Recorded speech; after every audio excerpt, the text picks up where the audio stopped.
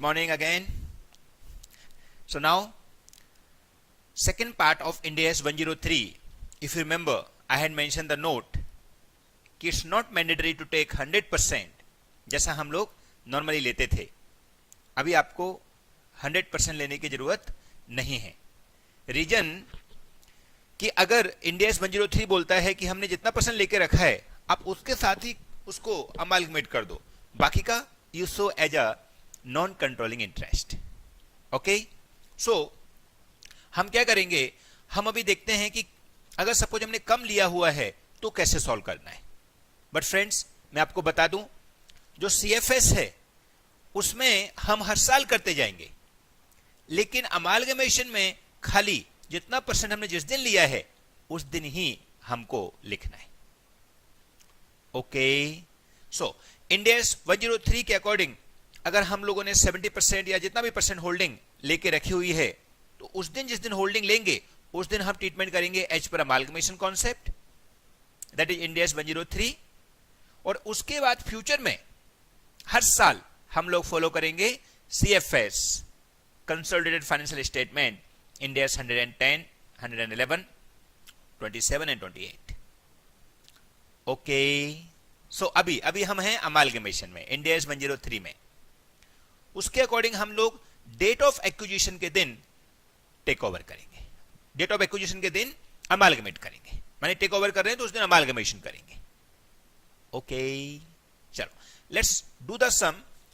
एक क्वेश्चन आपके new module में दिया हुआ है, लास्ट क्वेश्चन ऑफ इलस्ट्रेशन है, मेरे ख्याल से 19 है question.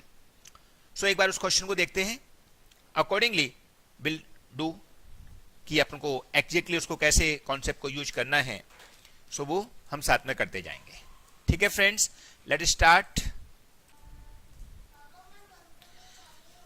Yes friends, so now question number 19 we do. 19 question के अलावा फ्रेंड्स हर एक क्वेश्चन में मैं नोटिस कर रहा हूं कि जो हार्ड कॉपी दी हुई है वो कॉपी में और जो ऑनलाइन कॉपी क्वेश्चन है उसमें बहुत चेंजेज हैं. तो I suggest you should use online one, जो कि मैं प्रेजेंट में यूज कर रहा हूं. ठीक है, तो ऑनलाइन वाला ही आपको यूज करना है. ऑनलाइन में जो क्वेश्चन में लिखा हो हम वैसे ही करेंगे. ठीक है, so I reading from online question number 19 page number 15.86. Okay, plus सामने क्वेश्चन भी है. आप लोगों का भी अगर क्वेश्चन ऐसा हो तो यू कैन ऑल्सो चेक. यहाँ पूरा क्वेश्चन मैं आपको रिफ्लेक्ट कर रहा हूँ तो आपको सारी सिचुएशन समझ आ जाएगी. क्योंकि फ्रेंड्स क्या है, जब से न्यू कोर्स आया है, न्यू कोर्स में काफी सारे चेंजेज बच्चों ने लोगों के किए गए हैं. बट वो चेंजेज में प्रॉब्लम क्या हो जाता है कि वो क्वेश्चन ज्यादा मिस्टेक हो जाती है उसके अंदर, तो फिर वो क्वेश्चन बच्चों को समझ नहीं आता है और फिर वो सजेस्टेड आंसर अपना चेंज करके उस पर तो डाल देते हैं साइट पे, लेकिन बच्चों को हार्ड कॉपी नहीं भेजते हैं. तो काफी सारे बच्चे तो जो उनके पास नोट्स मॉड्यूल हैं उसके बेस पर रॉन्ग भी कर रहे हैं. तो I suggest friends, please use online. Whatever given in the latest material you should use that. Okay, fine. So let's read question number 19. So first write answer to question number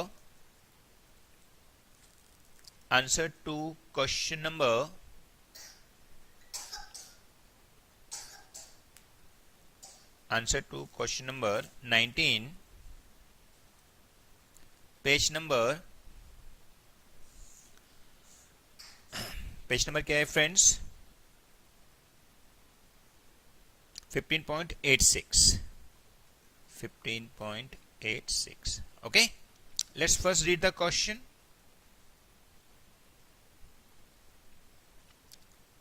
मैं बड़ा कर देता हूं थोड़ा सा.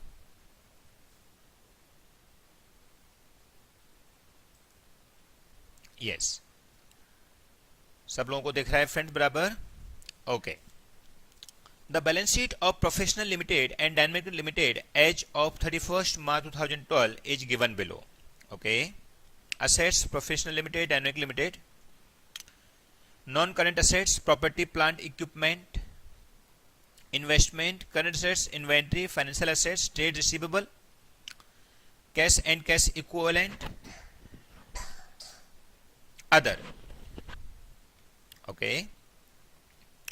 इक्विटी एंड लायबिलिटीज, इक्विटी में share capital, फिर reserve and surplus.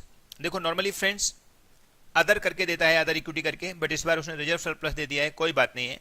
और इवन जो पुराना मॉड्यूल है उसके अंदर तो उन्होंने एक और हेडिंग दिया है ओसीआई, अदर कॉम्प्रिहेंसिव इनकम, वो भी बर्ड उन्होंने लिख के दिया है, बट हमको वो सब यूज नहीं करना है friends. Be using whatever is latest module में जो दिया हुआ है, राइट। ओके, फिर non current liabilities, long term borrowing, long term provision, deferred tax. Okay, अभी डिफर्ड टैक्स लाइबिलिटीज है, इसके लिए लाइबिलिटी लिख रहा है, राइट। फिर current liabilities, short term borrowing, trade payable, overall total हो गया बैलेंस शीट का, right. Then other information, Professional Limited acquires 70% of Dynamic Limited of 1st April 2012 by issuing its own share in the ratio of 1 share for Professional Limited for every 2 share of Dynamic Limited. The fair value of the share of Professional Limited was 40 per share. ये देखो friends, underline कर लो, यहाँ पे क्या लिखा हुआ है, they had mentioned Professional Limited acquires 70% of Dynamic Limited. मतलब फ्रेंड्स सिंपल फंडा है कि प्रोफेशनल लिमिटेड जो है उसका 70% उसने 70% एक्वायर किया है और डायनेमिक लिमिटेड। तो इसका मतलब क्या हुआ कि खाली 70% ही हमको लेने का है, तो 30% कहाँ आ जाएगा, बोलिए friends, non controlling interest. Very good. और ये नॉन कंट्रोलिंग इंटरेस्ट में आएगा, उसके लिए हमको सीएफएस को कंसेप्ट फॉलो करने की जरूरत नहीं है, क्योंकि हम जिस दिन एक्विजिशन कर रहे हैं, कौन सी डेट है एक्विजिशन की, 1 April 2012। If you can notice, देखो ये डेट लिखा हुआ है, दिख रहा है मेरा सर्कल, दिख रहा है, ओके। और बैलेंस शीट का डेट भी आप देखोगे तो दैट इज ऑन 31 मार्च 2012। देखो, तो इसका मतलब क्या है कि इमीडिएटली है व्हेन टेक ओवर किया है। तो टेक ओवर जब करते हैं तब तक हमारे इंड AS 103 फॉलो होता है, और एक बार टेक ओवर हो गया, वो टेक ओवर होने के बाद आगे से जो अप्लाई किया जाएगा वो किया जाएगा amalgam CFS, that is Ind AS 110, 111, Ind AS 27 and 28। Okay, तो अभी हमको एज पर इंड AS 103 करना है अमालगमेशन। ठीक है, आगे जाते हैं। The fair value exercise result in the following, all numbers in lakhs. देखो फ्रेंड्स, ऊपर भी उसने लिखा नहीं है कि लैक्स में है किस में है, बट ऊपर भी रुपीज इन लैक्स ही होगा, ठीक है ना। तो बैलेंस शीट में उसको लिखना चाहिए, तो रुपीज इन लैक्स, कोई बात नहीं है, आप लोग लिख देना फ्रेंड्स। हाँ, आगे PP fair value on 1 April 2012 was 350 lakhs। इस हमको रेवोल्यूशन ऑफ असेट्स दे दिया है, तो हम भी कर लेंगे स्टेप 1 में हमारे, क्योंकि अभी हमको सम कैसे करना है, अमालगमेशन के जैसे जो हमने स्टेप 1 to 5 सीखी हुई है, सेम अप्लाई करनी है। खाली ये होगा 1 to स्टेप 4 नहीं आएगी, बिकॉज स्टेप 4 कंपनी लिक्विडेशन में नहीं गई है, कंपनी इज एग्जिस्टिंग, और हमने उसका 70% ही शेयर खाली लिया हुआ है। ठीक है friends, go ahead.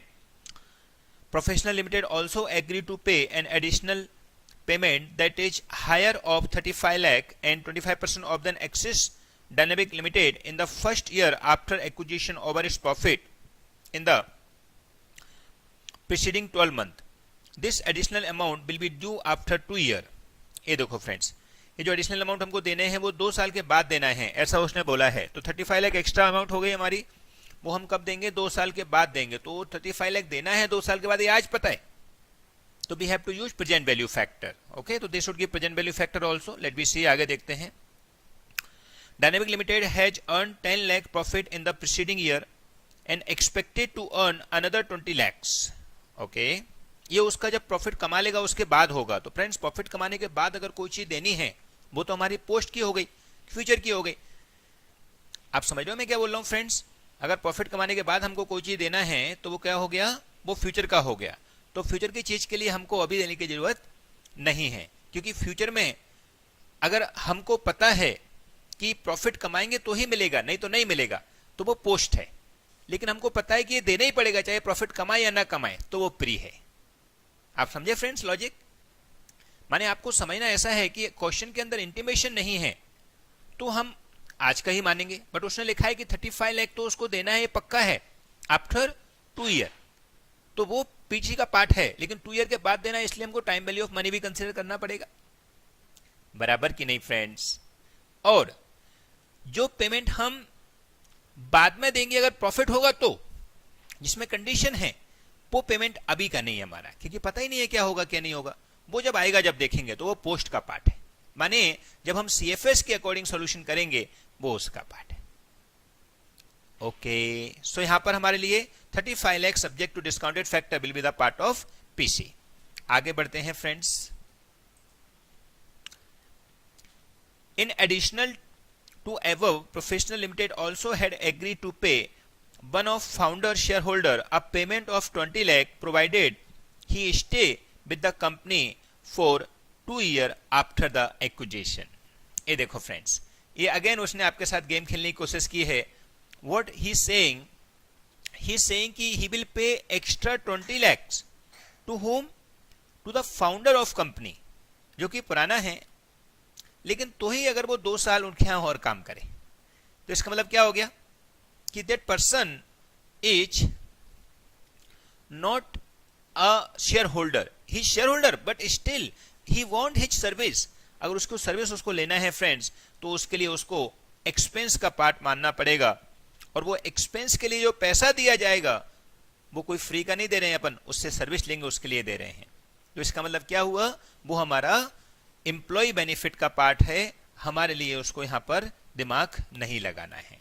Okay friends, आपको अगर समझ ना आया हो तो आप एक बार रीडू करके उसको फिर से देख लीजिए। ओके, फिर D number, dynamic limited had certain equity settled share based payment award, okay, original award which got replaced by new award issuing by a Professional Limited as per the original term of vesting period was 4 years, and as of the acquisition date the employee of Dynamic Limited have already served 2 years of service.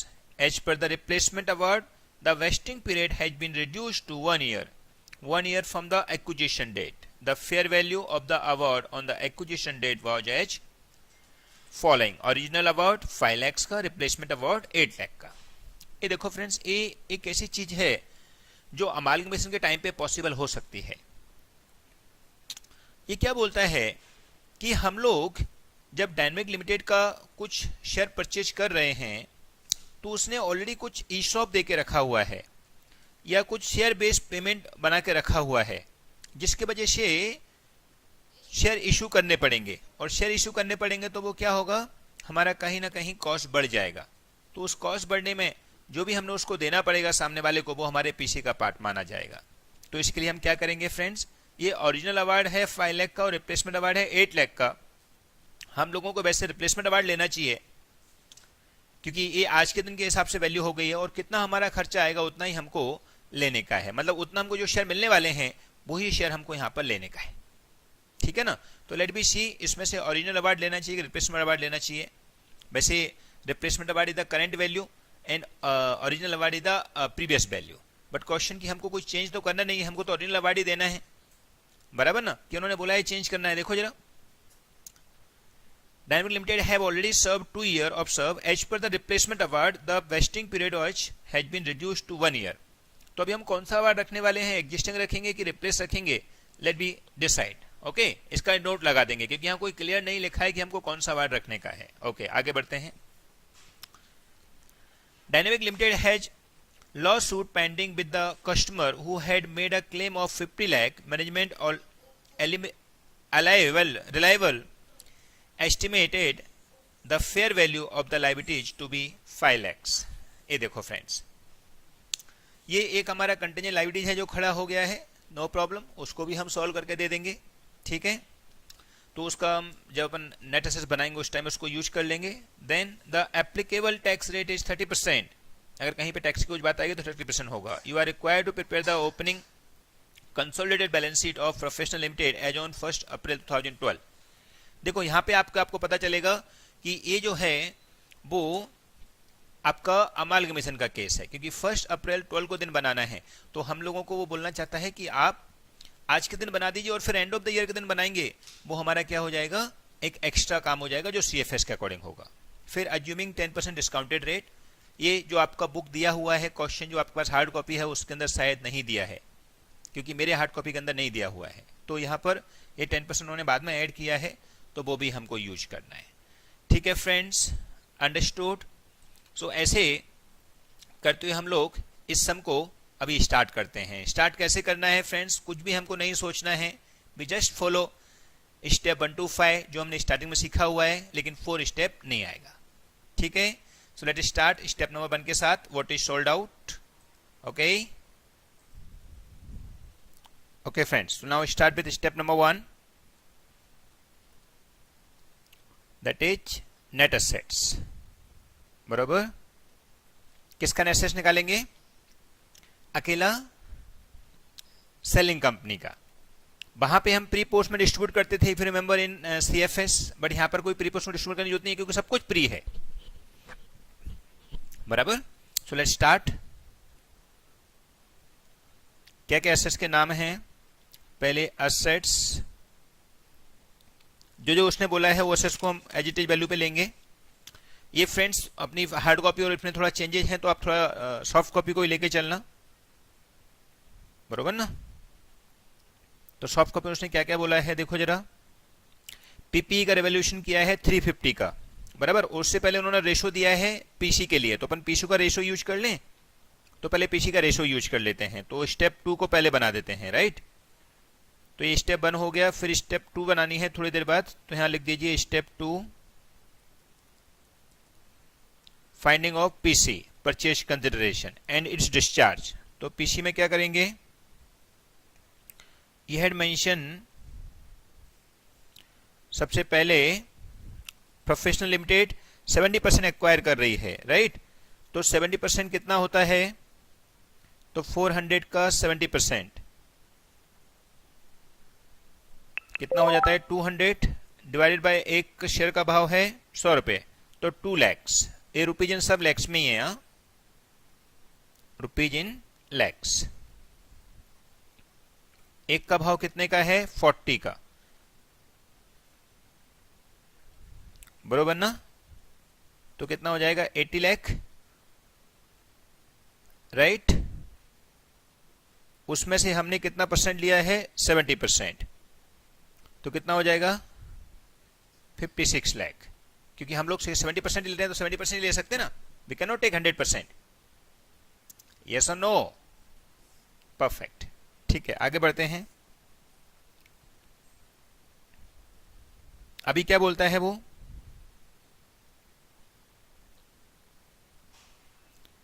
PPI value is 350। ये देखो question के अंदर लिखा हुआ है friends, आप भी देख सकते हो। ये हमारा पहला लाइन का मीनिंग हो गया जो हमने पीसी के अंदर डाल दिया, क्योंकि अपन को एडजस्टमेंट के साथ जब चालू कर दिया तो we start with each adjustment, will finish it immediately. Subject to एकदम ऑड आ गया तो अलग बात है। Okay, perfect. Now PP fair value is 350 lakhs, तो उसका फेयर वैल्यू लिख दीजिए पीपी का। ये नेट सेट्स के अंदर आ जाएगा फ्रेंड्स हमारा। PP fair value is 350 lakhs. Okay, next question मैं अपने इसमें से देख लेता हूं डायरेक्टली। चलो यहां पे भी दिया हुआ है, professional limited also agree to pay additional payment of 35 lakhs. कब देगा वो? The additional amount will be paid after 2 year, right. तो 2 ईयर के बाद में एडिशनल अमाउंट पे कर देते हैं। कितना लिखा हुआ है देखो? 35 लैक्स। तो 35 लैक्स का हम पेमेंट करेंगे, तो ये पीसी का पार्ट हुआ क्योंकि देना तो है। So be additional amount 35 lakh का 2 year discounted factor. Are you understood? 2 year का डिस्काउंटेड फैक्टर लेंगे, तो 35 लाख इंटू 10% के हिसाब से। देखो ये 10% जो है वो हमारे पुराने मॉड्यूल में नहीं दिया हुआ था, यानी कि जो आपको हार्ड कॉपी उसमें शायद नहीं दिया हो, तो वहां पे अजम्पशन लिखना पड़ता है हमको कि डिस्काउंटेड करना पड़ेगा। 2 ईयर का बताइए कितना होता है जरा? पॉइंट, अपना बुक वैल्यू कितना आता है? 35 इंटू 0.8826, और ऑलवेज टेक टिल 4 डिजिट, जिससे आपको एक्यूरेट आंसर मिलेगा फ्रेंड्स, हमेशा याद रखा करो। तो हाउ मच? 8286, अच्छा 826, okay. 826 28 point how much? 96 93 okay ठीक है 93 94 जो भी आ रहा है वो अपने हिसाब से ले लीजिए, सबका एक जैसा आ जाए। ठीक, फिर क्या करेंगे, ये हो गया एडिशनल अमाउंट जो देना है। लेट्स सी आगे क्या लिखा हुआ है। Professional limited also agree to pay in addition payment that higher of 35 lakhs, तो मैंने उसका 2 साल बाद देना है इसके लिए उसका ट्रीटमेंट कर दिया। And 25% of any excess of Dynamic Limited in the first year after acquisition over its profit in the preceding 12 month. This additional amount will be due after 2 year, वो ऊपर वाली अमाउंट के लिए दिया हुआ है। Dynamic Limited has earned 10 lakhs profit in the preceding year and the expected to earn 20 lakhs in the next year, another year. तो देखो फ्रेंड्स ये सब हमारे लिए क्या है, एक इंफॉर्मेशन है, यहाँ पर कोई सर्टेनिटी नहीं है कि हमको कुछ अमाउंट मिलेगा ही। तो इसके लिए इस अमाउंट के लिए हम एक छोटा सा नोट लगा देंगे और लिख देंगे कि 25% of any excess Dynamic Limited in first year will be paid only if we receive or if we earn excess profit. Okay तो छोटा नोट लगा दीजिए, एक note 25% of any excess of dynamic limited in the first year, 25% of any excess of dynamic limited in the first year after acquisition over its profit, Dynamic Limited, 25% of the any excess of the Dynamic Limited in the first year after acquisition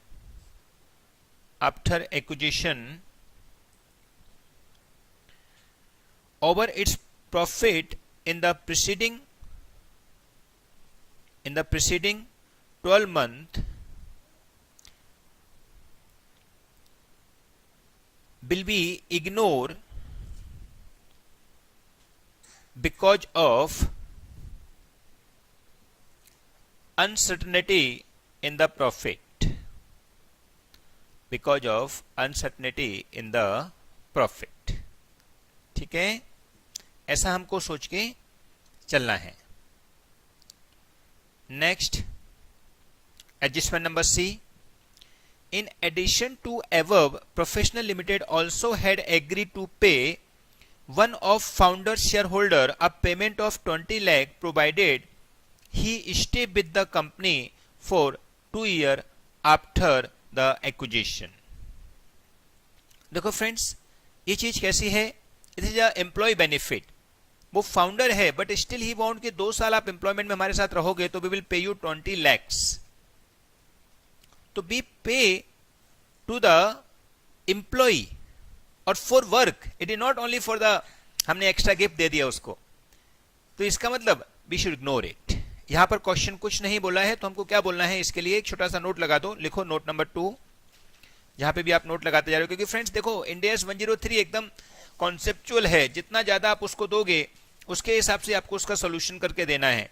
तो उसके पास बहुत सारी चीजें हैं बोलने के लिए आपको, तो सब चीजें आपको एकदम अपने एक्यूरेट आंसर के हिसाब से नोट लगाते जाना है जो भी आपको लगता है। एंड फ्रेंड्स स्पेशली बता दूं सारे इंडिया से वेरी वेरी लॉजिकल, ये इतना ओपन है आपके लिए कि आप जब भी उनको फील करते हो कि जो भी आपको एक्सप्लेनेशन देना है आप दीजिए, हम उसको एक्सेप्ट करने को बैठे हुए हैं। Are you understood? Means friends आपको जो भी सॉल्यूशन आपके हिसाब से लगता है you can give and give the reason for that, they accept it. क्योंकि फ्रेंड्स इंस्टीट्यूट भी अभी उसके ऊपर अमेंडमेंट करती जा रही है। आप देखो ना अपना हार्ड कॉपी में अलग है, सॉफ्ट कॉपी में अलग है, और इवन सही कई जगह तो एडिशन भी सेम दिखा रहा है, वो अगस्त 2017 का एडिशन दिखा रहा है ना friends.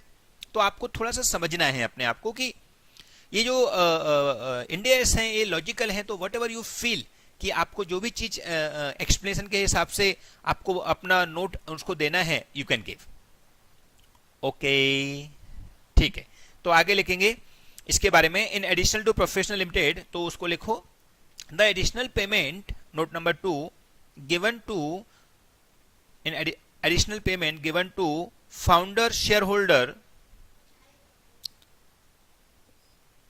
of payment of rupees 20 lakhs of payment, founder shareholder of 20 lakhs provided /subject to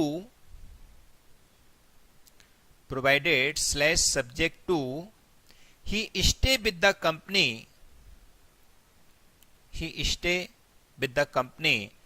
for 2 years after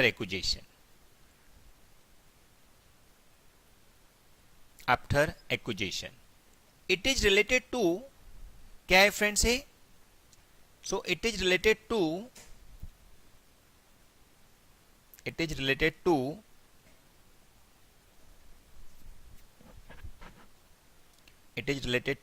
employee cost which will incurred in future.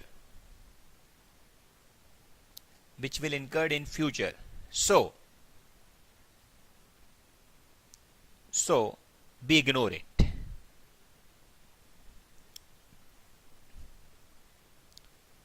But when we prepare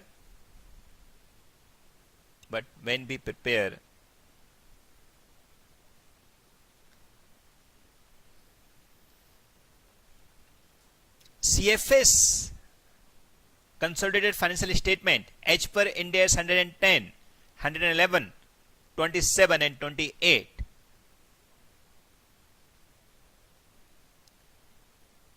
then this expense will become post acquisition cost.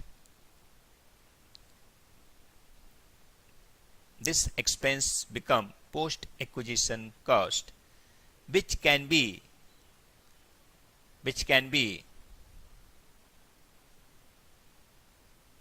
include in which should be include in income statement, क्योंकि खर्चा है हमारा. किसी service के लिए अगर अपन कुछ payment दे रहे हैं वो हमारा रेगुलर खर्चा है. Okay fine. ओके आगे बढ़ते हैं. Dynamic limited had certain equity settled share based payment award. Okay ये देखो, certain equity settled share based payment award माने इक्विटी शेयर होल्डर को कुछ शेयर बेस्ड पेमेंट अवार्ड देने की कुछ बात हो रही है. ठीक है ना, ये एम्प्लॉय के लिए नहीं है. Certain equity settled share award, payment award. अपन को जो ईसॉप लग रहा था वो ईसॉप नहीं है ये. हाँ देखो ध्यान से, certain equity settled share based payment award, original award देना है, ऐसा लिखा है. Which got replace by the new award issued by professional limited as per the original term of vesting period was 4 years, and as of the acquisition date the employee of Dynamic Limited have already served 2 years of services. As per replaced award, the vesting period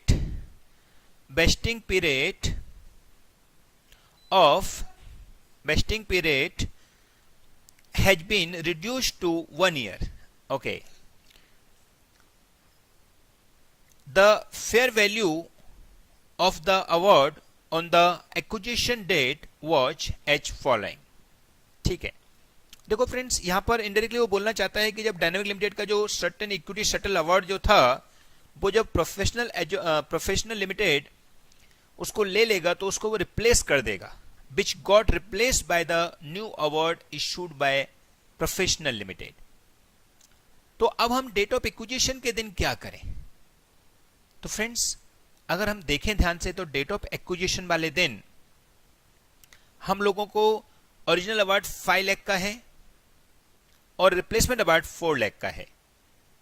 तो देखा जाए तो replacement award ही हमारा खर्चा है. लेकिन friends कैसा है कि वो जो खर्चा होगा वो बाद में होगा, वो हमको देखना पड़ेगा कि जब ड्यू होगा उस टाइम का एक्सपेंडिचर है. लेकिन आज हम जब टेक ओवर कर रहे हैं तो आज एग्जिस्टिंग कितना है वही हमको आज का खर्चा मानना है या आज तक का खर्चा मानना है. वो थोड़ा सा सीएफएस से कनेक्शन के बारे में आपको बताना चाहता हूं. ओके सो फ्रेंड्स हमको क्या करना चाहिए, हम लोगों को ये जो कॉस्ट आई है इसको ओरिजिनल कॉस्ट को ही रखना चाहिए और उसका जो 5 lakhs अमाउंट है वो बोलता है कि ये अभी अपन को 1 ईयर और लगेगा, 1 साल और लगेगा, मतलब आज तक का कितना हो गया, 2 साल में कन्वर्ट कर दिया है तो आज तक का हाफ हो गया। तो half you should consider as extra equity को दिया जा रहा है, क्योंकि मैंने आपको याद हो तो स्टार्टिंग में बताया था फ्रेंड्स, पीसी का मतलब क्या होता है, anything given by purchasing company to share holder of selling company is known as PC. याद है, अगर अपन किसी बाहर वाले किसी को कोई दे रहे हैं तो वो पीसी का पार्ट नहीं होता। अगर यहां पे भी हमने एम्प्लॉय को कोई दिए होते शेयर, वो पीसी का पार्ट नहीं होता। ये अपन इक्विटी अवार्ड दे रहे हैं और वो इक्विटी शेयर होल्डर को ही दे रहे हैं। ओके, सो ओवरऑल हमारा एग्जिस्टिंग 5 लाख का खर्चा है, उस 5 लाख के खर्चे को हाफ डिस्ट्रीब्यूट कर देंगे, 2 साल का वेस्टिंग पीरियड इसके लिए, तो अपना 2.5 is become extra payment given to share holder. तो वो सब पीसी में आ जाएगा। तो स्टेप 2 देखो हमने बना के रखी है पहले से ही फ्रेंड्स, उसमें लिख दीजिए पीसी के अंदर सी नंबर, क्या लिख देंगे, इक्विटी अवार्ड कितना है, 5 का हाफ, या आप बोल सकते हो 1/2 या 50%, तो 2.5 ले लेंगे। ठीक है फ्रेंड्स, अंडरस्टूड।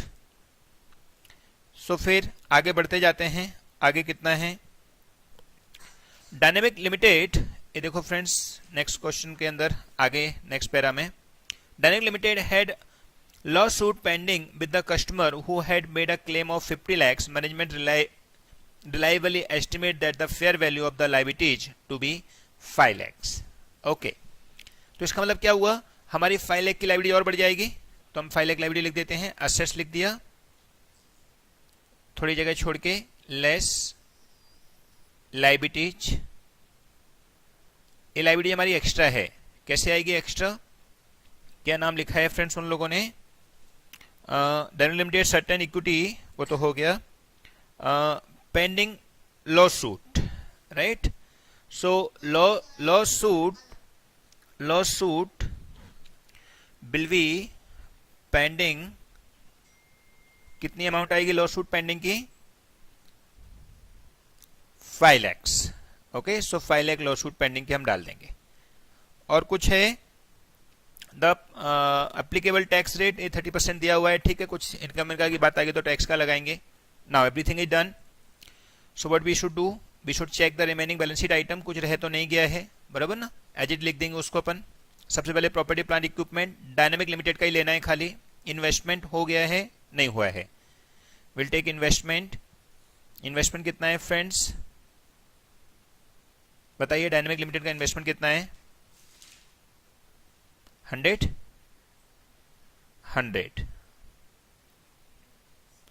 फिर नेक्स्ट इन्वेंट्रीज, सॉरी 150, एजिटी लेते जाना है जैसा लिखा हुआ है फ्रेंड्स, आपको कुछ अपना दिमाग नहीं लगाना है। देखो यहाँ पे जैसा लिखा हुआ है 150 इन्वेंट्री हो गया, फिर ट्रेड रिसीवेबल हो गया, कैश, ऐसे ही बाकी कर सब। हाँ, फिर trade receivable, wait, trade receivable कितना हो जाता है देखो जरा, ओके, फिर ट्रेड रिसीवेबल कितना है फ्रेंड्स, 300, ठीक है। और क्या है, कैश एंड कैश इक्विवेलेंट 100, ठीक है। और कुछ अदर एसेट्स, अदर एसेट्स भी देखो फ्रेंड्स, अदर एसेट्स नाम दिया हुआ है क्या, देखो अदर एसेट्स का नाम लिखा है क्या,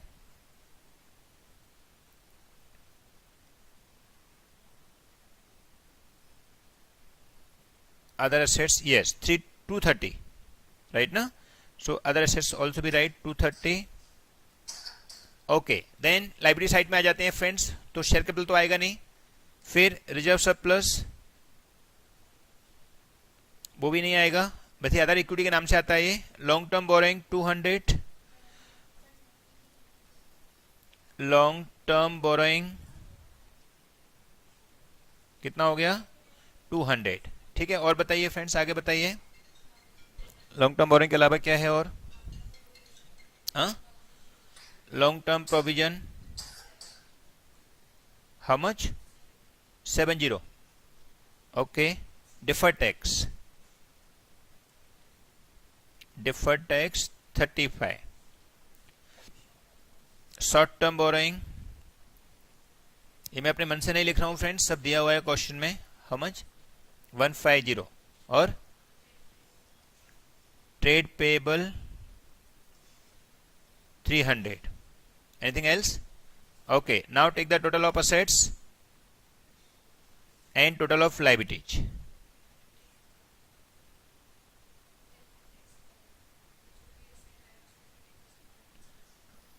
हाँ, तो उसके हिसाब से देखो कितना आता है जरा. ओके, हाँ फ्रेंड्स, सो नाउ कितना है असेट्स बताइए total. How much total assets, total of total assets का.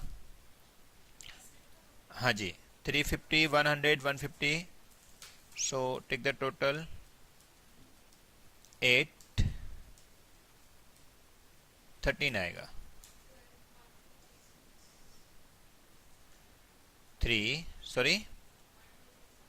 1230. Okay, 1230 is the assets and liabilities is 760. 760 नहीं, 760 नहीं है, 5. ये देखो 535 ना. हाँ सॉरी 35 5 ऊपर भी है. How much total 760. Okay, therefore net assets 470. Right. अभी देखो फ्रेंड्स, अगर आप ध्यान से दो तो जो हमारा अपना नेट एसेट्स आया है 470, उसमें एक डिफर्ड टैक्स करके लिखा हुआ है 35. लेकिन इसके अलावा हम लोगों को एक टैक्स रेट भी दिया है 30%. तो अगर कुछ ऐसा हुआ है जिसकी वजह से टैक्स हमारा चेंज हो सकता है, that should also consider.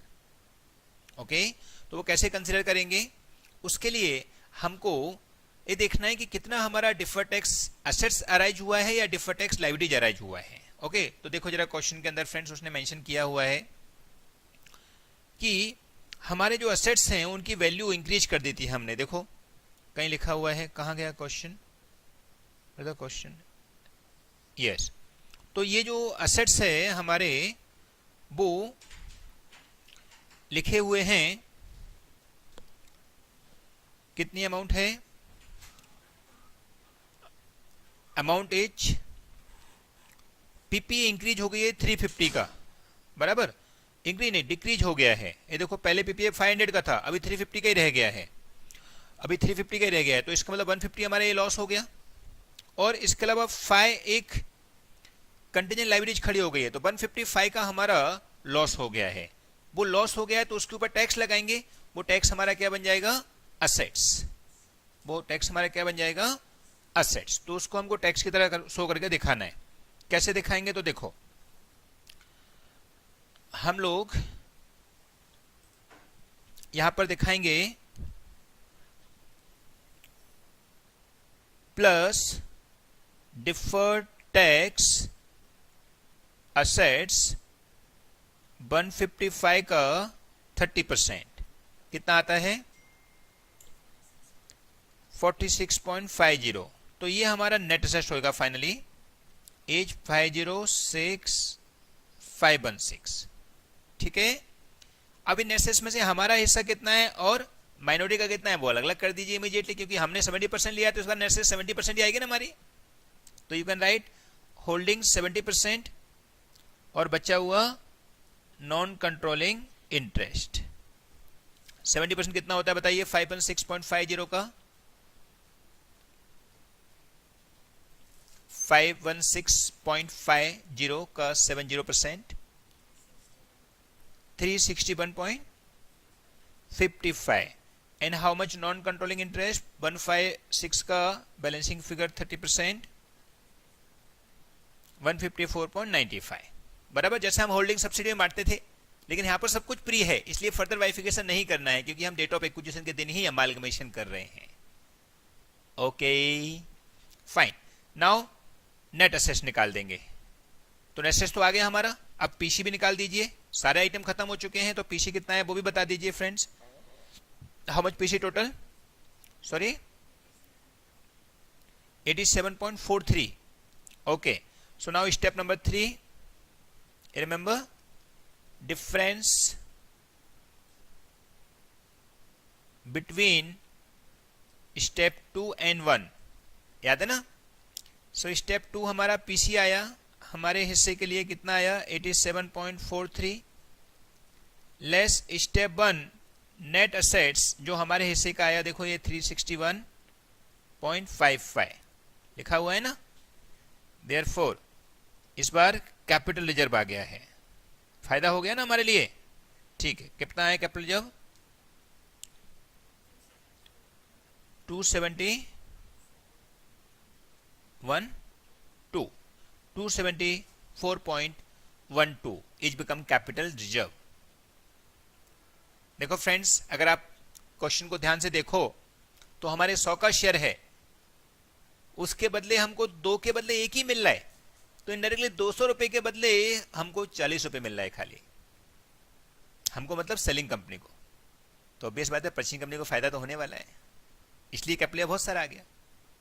Okay, चलो एक बार मैं आपको नेट सेल्स को फिर से एक्सप्लेन कर देता हूं। नेट सेल्स हमने निकाल दी थी, 470 आ गई थी, लेकिन उसने टैक्स का रेट दिया हुआ है, तो वो डिफर्ड टैक्स का कैलकुलेशन और करना पड़ेगा, बिकॉज कुछ तो यूज करेंगे टैक्स के रेट को। तो उसमें हमने देखा तो 150 का नुकसान हुआ हमारा और एक 5 का नुकसान हुआ, तो 155 का नुकसान हुआ ओवरऑल मिला के। और वो 155 का नुकसान के ऊपर 30% हम लोग टैक्स एक्स्ट्रा भर दिए हैं, वो टैक्स हम लोगों को कहीं ना कहीं बाद में वापस मिलेगा, तो वो हमारा एसेट्स खड़ा हो गया है, बराबर है। तो वो डिफर्ड टैक्स एसेट्स हमको ऐड कर देना है, तो एंड में हमारा नेट सेल्स बच जाएगा 516.50। Now it's divided into 2 part, one is holding that is 70% और 30% माइनॉरिटी का, यानी कि नॉन कंट्रोलिंग इंटरेस्ट का। तो हमारा होल्डिंग हो गया 361, 70% देखो ये लिखा हुआ है, मैंने लिखा है, और जो माइनॉरिटी है उसका बचा हुआ 30% हो गया। माइनॉरिटी में हमको फेयर वैल्यू और लेना पड़ता है, इफ यू रिमेंबर। तो फेयर वैल्यू इसका देखें तो हमारे को 2 शेयर के बदले 1 शेयर मिला है, मतलब 20 रुपए का फेयर वैल्यू हुआ, 40 रुपए का है ना प्रोफेशनल का, तो इसका मतलब 20 रुपए का फेयर वैल्यू हुआ। और कितने शेयर थे हमारे पास 2 लाख, उसका 30% हमारे पास रहेगा, दैट इज 0.6, तो ये होता है ओनली 12। तो डेफिनेटली हमारी नेट सेल्स वैल्यू ज्यादा है। तो हमने सीखा था ना, आपको याद हो तो सीएफएस में मैंने आपको बताता रहता था, as per Ind AS 103 non controlling interest के लिए फेस बुक वैल्यू और fair value whichever is higher will be given, तो वो हायर इज 154, तो वो हमारा नॉन कंट्रोलिंग इंटरेस्ट हो जाएगा। ओके, सो ऐसे मिलके हमारा ये आ गया नेट सेल्स। फिर हमारा पीसी आ गया, जो हमने उनको पेमेंट दिया है सब कुछ मिला के। स्टेप 3 में दोनों का डिफरेंस देख दिया, तो गुडविल कैपिटल आ गया, कैपिटल आने वाला है, क्योंकि हमको पहले ही दिख रहा है बहुत बड़ा फायदा होने वाला है सामने वाले को। उसने 100 रुपए का फेस वैल्यू का शेयर 40 रुपए का लिया है, और वो भी 2 शेयर के बदले 1 शेयर ही दिया है, फर्स्ट लाइन में लिखा है ना। ठीक है फ्रेंड्स, इंटरनल कुछ भी प्रॉब्लम होगा हमको क्या पता, हमको तो फायदा हो गया, सीधा सीधा लिख दिया अपन ने। नाउ स्टेप 4 तो वो मांग नहीं सकता है, क्या मांगा है उसने, बैलेंस शीट मांगा है इमीडिएटली आफ्टर टेक ओवर। तो हम अभी स्टेप 5 में बैलेंस शीट बना देंगे। So make the step 5 balance sheet after absorption और टेक ओवर। ठीक है, चलो बनाइए फ्रेंड्स, पहले फॉर्मेट बनाते हैं, जैसा फॉर्मेट हमने सीखा है same format. Okay friends, balance sheet का फॉर्मेट वैसे ही बनाना है जैसा हम लोग सीएफएस में बनाते थे, पहले भी हमने अभी बना दिया है, right. So note purchasing company, selling company, working, और फिर क्या बनाएंगे, टोटल। यहां पे ग्रुप नहीं लिखेंगे क्योंकि हम यहां पर एक टाइप का अमालगमेशन कर रहे हैं, कंसोलिडेशन नहीं कर रहे हैं। ओके, सो पर्टिकुलर, ये क्या नाम है कंपनी का, प्रोफेशनल लिमिटेड, प्रोफेशनल लिमिटेड। ये है डायनामिक लिमिटेड, और ए है हमारा वर्किंग। और ए है हमारा टोटल। सबसे पहले हम लोग असेट्स लिखते हैं, यहाँ पे भी असेट्स ही लिखना है। असेट्स के अंदर नंबर 1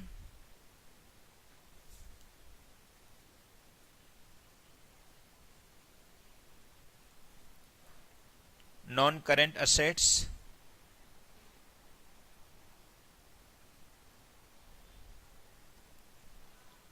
उसके अंदर फिक्स असेट्स और प्रॉपर्टी प्लांट इक्विपमेंट, फिर भी यस फ्रेंड्स, मेरा फॉर्मेट रेडी हो गया है। आई होप कि आपका भी हो गया होगा। Okay, so let's fill the blank. जैसा हमने बैलेंस शीट का फॉर्मेट सीएफएस में बनाया था, सेम फॉर्मेट यहाँ पर है। हमको directly fill in the blank ही करना है। नाउ सबसे पहले फिक्स असेट्स पीपीई। पीपीई में कितना अमाउंट आया था फ्रेंड्स हमारा? खुद का जो एच है उसका कितना है? एच नहीं बोलेंगे उसको, परचेजिंग कंपनी बोलेंगे। 300 बरोबर। उसका ओरिजिनल कितना था? 500 का। फिर 300 प्लस 500 लेस 150, क्योंकि 350 का रह गया उसका, राइट ना? तो total is 650। Okay, then investment, इसका 400 का है और इसका 100। There is no adjustment, directly 500। Then inventory 250, फिर 100, 150 सॉरी,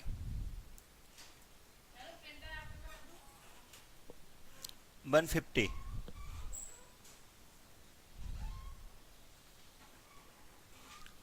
अमाउंट हो गया, कितना हो जाएगा ये? 400, राइट। आगे ट्रेड रिसीवेबल, फाइनेंशियल एसेट्स भी हैं friends. Financial assets 400 plus 220, it's other assets. Okay, in the new module it is showing the other assets. Okay, तो अदर एसेट्स के अंदर लिख देंगे। ट्रेड रिसीवेबल कितना आएगा? 400 and 230, sorry 450। Trade receivable 300, total is 750। Cash and cash equivalent 200, 100, that become 300, right. फिर other, अच्छा ये फाइनेंशियल एसेट्स जो लिखा हुआ है ओल्ड मॉड्यूल में फ्रेंड्स, वो अदर है basically, other assets 400 and 230, it's become 630। Okay, asset side सब खत्म हो गया। एक हमारा वो याद रखना है कि डिफर्ड टैक्स लायबिलिटी चेंज हुआ है, बराबर ना? डिफर्ड टैक्स एसेट्स हमारा जो बन गया था, और एक 5 रुपीज का डिफर्ड टैक्स लायबिलिटी खड़ी हुई है 5 की, राइट ना? ठीक है, तो एसेट साइड खत्म हो गया। फिर लायबिलिटी साइड में क्या क्या है? शेयर कैपिटल खुद का 500, इसका 400 लेकिन इसका नहीं आता है, प्लस इसको कितने शेयर इशू किए हमने, आपको याद है? 2 लाख शेयर, नहीं 2 लाख शेयर इशू किए क्या? हाँ जी, सॉरी, हाँ 200 ऐड कर देंगे, राइट? तो 700, क्योंकि हम जो बाकी के शेयर हैं वो माइनॉरिटी में डाल देते हैं ना, यस और नो? तो फाइनली हम लोगों ने कितने शेयर इशू किए उस सामने वाली कंपनी के लिए, वो शेयर लिख दीजिए आप यहाँ पर। ओके, देखो फ्रेंड्स, ये इशू जो शेयर हमको वो 200 पूरे ही करने पड़ेंगे, क्योंकि हम लोग जो बची हुई शेयर हैं उसको हमारे माइनॉरिटी में दिखा रहे हैं, राइट ना? नॉन कंट्रोलिंग इंटरेस्ट दिखा रहे हैं। तो इसका मतलब इनडायरेक्टली ओवरऑल इफेक्ट तो नीली हो जाएगा। तो whatever share we are overall of selling company will receive, वो हमको यहाँ पर ऐड कर देने हैं। तो 2 के बदले 1 मिलेगा, मतलब अभी शेयर कितने रह जाएंगे? 200 रह जाएंगे। 400 के बदले 200 रह जाएंगे। ओके फाइन, आगे बढ़ते हैं। फिर रिजर्व सरप्लस अदर इक्विटी करके आएगा, उसके अंदर बताइए फ्रेंड्स क्या क्या आ गया है अदर इक्विटी के अंदर, डिटेल बताइए। पहले से कितना है? पहले से 810 है, तो अदर इक्विटी 810 पहले से है। और इसका कितना है? इसका 225 है, तो 810 प्लस ये 225 नहीं आएगा, उसको जो इशू किए हैं उसके हिसाब से देखेंगे शेयर प्रीमियम वगैरह कितना है, इसको थोड़ा देर से देखते हैं, पहले अपन बाकी के आइटम फिनिश कर लेते हैं, ठीक है। फिर लॉन्ग टर्म बोरोइंग, इसके अलावा 250 और 200, 250 200, तो कितना जाएगा 450, ऐड कर देंगे डायरेक्टली। फिर लॉन्ग टर्म प्रोविजन 50 70, तो कितना हो जाएगा 50 70 ऐड कर दो टोटल,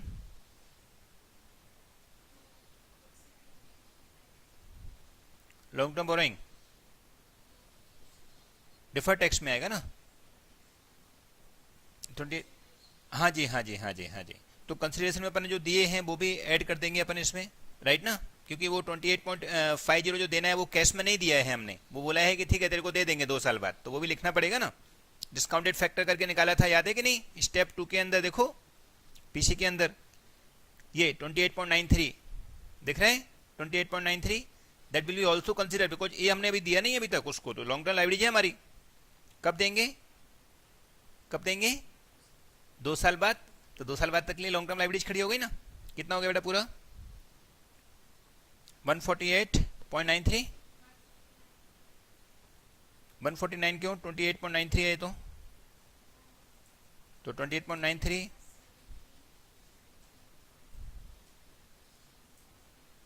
हाँ 148.93 ना, 149 बोले थे आप, 148.93 आएगा, राइट, ओके।